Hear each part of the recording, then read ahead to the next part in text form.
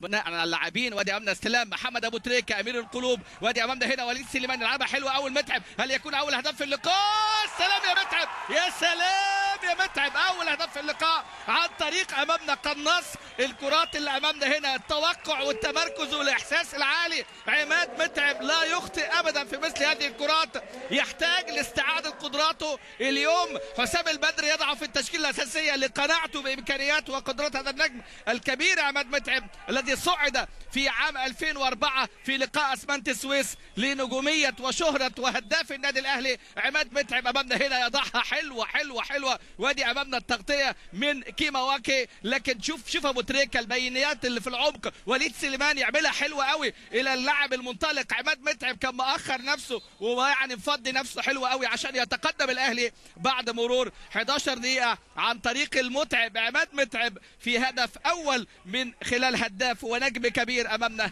عماد متعب يضعها بشكل رائع رائع في هذه اللحظه. ادي حسام البدري دكه البدلاء، الكل سعيد الكل فرحان. مباراه افتتاحيه 3 نقاط تعدل الانطلاقه في محاوله الوصول والتاهل للمباراه النهائيه وكاس العالم للانديه.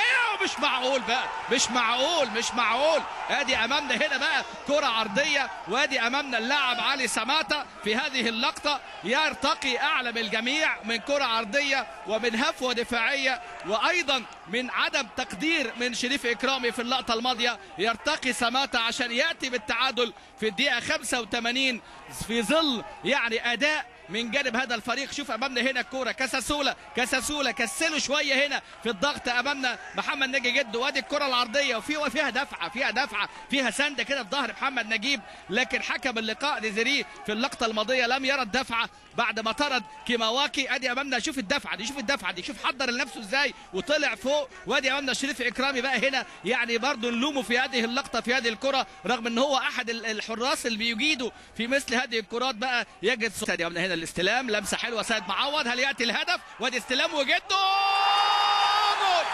ومحمد ناجي جده جول.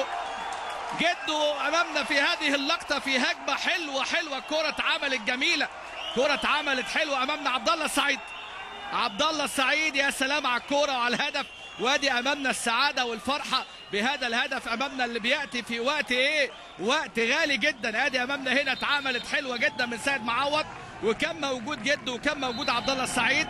وادي امامنا السعاده الكبيره وياتي الهدف من جانب امامنا اهو اللاعب جده في هذه اللقطه. شوف الاعاده. ادي امامنا عبد الله السعيد لمسه حلوه قوي يعملها امامنا وجده اخر نفسه جميله ويلعبها بباطن قدمه لياتي هدف الانتصار للاهلي في الدقيقه الثانيه عن طريق محمد ناجي جده اللي فكرنا باهدافه في افريقيا. ال5 اهداف في افريقيا 2010 في نيجيريا وموزمبيق والكاميرون والجزائر وغانا، دايما على موعد مع الاهداف التاريخيه. هنا امامنا يسجل، لكن عبد الله السعيد حلو قوي. عبد الله السعيد الى سيد معوض الى جده، وجده لا يتوانى ابدا في وضعها عشان تكون كره الهدف، كره ال3 نقاط، كره الانتصار. سعاده سعد الدين سمير وسعاده متعب وفرحه حسام البدري واحمد